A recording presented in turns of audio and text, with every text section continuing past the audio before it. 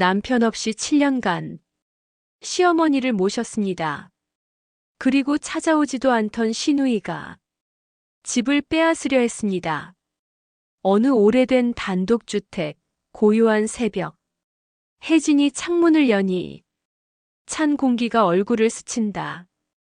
그녀의 하루는 항상 새벽 4시에 시작된다. 오늘도 시작이네. 어머니 약부터 챙기고, 밥 준비하고 병원도 가야 하고. 남편이 떠난 지 벌써 8년. 교통사고였다. 7년 전부터는 시어머니까지 모시게 되었다. 아무도 부탁한 일은 아니었다. 요양병원에 계시던 시어머니가 사람 대접 못 받고 있다는 소식을 듣고 혜진이 직접 모셔왔다. 그때부터였다. 그녀의 시간은 온통 돌봄으로 채워졌다. 혜진은 직장을 그만두었다. 시어머니가 쓰러지면 응급실로 달려가야 했고 하루 3번 약을 챙기고 대소변을 받아야 했다. 장갑 낀 손으로 기저귀를 갈다 보면 눈물이 날 때도 있었다. 하지만 혜진은 입을 다물었다. 나 아니면 누가 해라는 마음뿐이었다. 아이고, 혜진 씨는 참 대단해. 며느리가 그리 모시기 쉽나?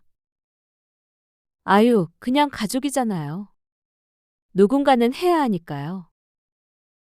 이따금 시어머니가 깨어나 혜진의 손을 잡을 때 그녀는 세상이 조금은 덜 차갑다고 느꼈다. 하지만 시누이, 선영은 1년에 한 번 전화 한 통 없었다. 남편이 생전에 할머니 제사도 부모 생신도 늘 챙겼었지만 남편이 떠난 뒤 집안은 자연스럽게 무너져 갔다. 7년 동안 혜진은 늘 곁에 있었다. 단 하루도 빠진 날이 없었다. 하지만 선영은 한 번도 어머니를 찾지 않았다. 시어머니가 또다시 쓰러졌다. 이번엔 상태가 심각했다. 혜진은 밤새 병원에 머물며 상태를 지켜보았다.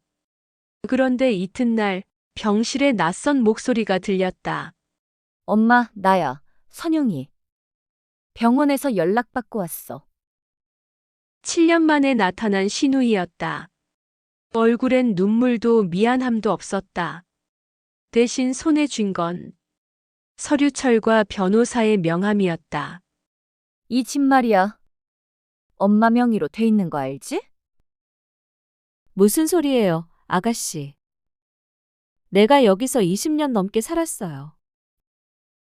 그건 알지. 하지만 법적으로 엄마 집이잖아. 엄마 상태가 이러니 재산 정리는 미리 해둬야지. 그 말은 곧 나가라는 뜻이었다. 혜진은 웃음도 분노도 나오지 않았다. 그저 어이없었다. 그녀가 흘린 땀과 눈물은 전혀 계산되지 않는 숫자였다. 다음 날 등기소에서 등본을 띄워본 혜진은 더 이상 웃을 수 없었다. 시누이는 이미 어머니의 인감도장을 챙겨 등기 이전 절차를 진행하고 있었다. 법적으로 따지면 아드님이 사망했으니 따님인 선영 씨가 1순위 상속인입니다. 그동안 제가 돌본 시간은요? 안타깝지만 법적으로 돌봄은 상속권과는 별개입니다. 그녀는 집에서 쫓겨날 위기 앞에서 아무런 무기도 없었다.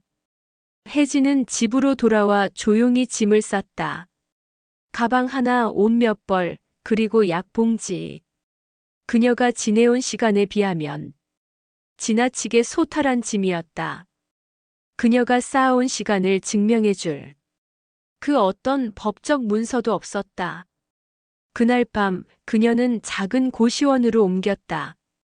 20년 전 막 결혼했을 때 그 집으로 처음 들어가던 날이 떠올랐다. 그날 시어머니는 말없이 밥상을 차려줬다. 그녀는 그저 이제 식구가 되었구나라고 생각했었다.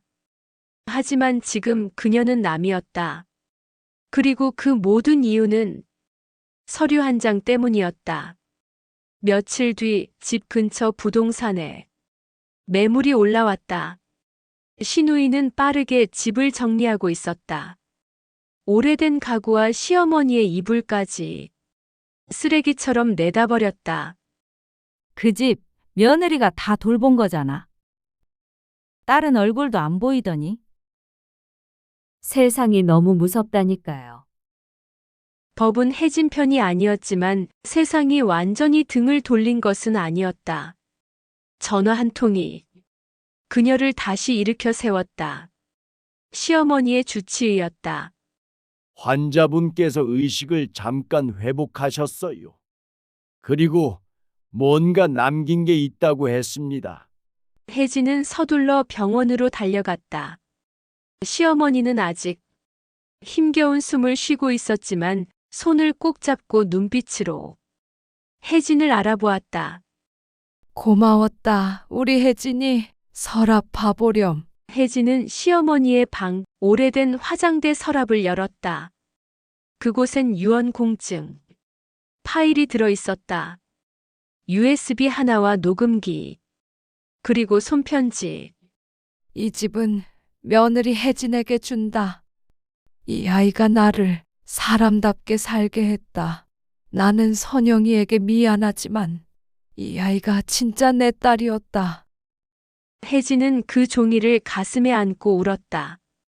그 눈물은 억울함이 아니라 위로였다. 며칠 뒤 혜진은 변호사를 찾아갔다. USB와 유언장을 제출하고 공증 여부를 확인했다. 모든 것이 법적 효력을 갖고 있었다. 이 공증 유언장이 있다면 집은 법적으로 혜진 씨의 것입니다.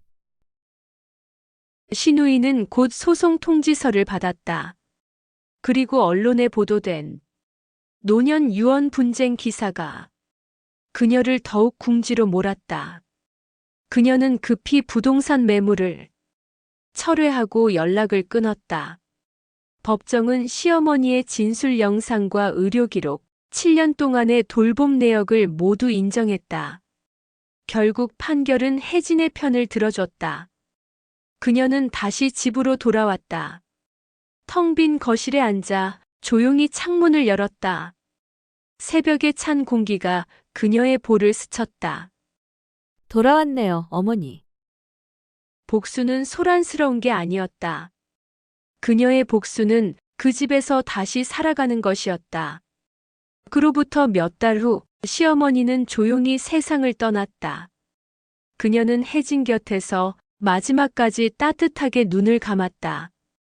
혜진아, 미안하다. 그리고 고맙다. 그 말이 주는 위로감은 그 어떤 금전적인 유산보다 혜진에게 큰 의미로 다가왔다. 그 어떤 서류보다 진심이었다. 장례식에는 조문객이 드물었다. 선영은 끝내 나타나지 않았다. 혜진은 조용히 제를 지내고 유골함을 집 안작은 선반에 올렸다. 그 집은 이제 혜진의 것이 되었고 무엇보다 남편과 시어머니요. 기억이 남아있는 의미 있는 공간이 되었다. 그래도 결국 잘 됐어요. 하늘이 다 지켜보고 계셨던 거지? 사람들은 그렇게 말했다. 하지만 혜진은 알고 있었다. 하늘이 아니라 자신이 지켜낸 것이었다. 그녀는 다시 작은 카페에서 일자리를 구했다. 밤엔 독서 모임에 나가 책을 읽고 일요일엔 동네 노인들을 위해 반찬을 만들었다. 누군가는 말했다. 이제야 본래 모습 찾았네요. 하지만 혜진은 이제 본래가 뭔지 기억도 안 난다. 그저 살아가고 있다는 느낌이 조금 따뜻한 위안을 줄 뿐이었다. 그 집의 벽지에는 아직 시어머니의 흔적이 남아있다.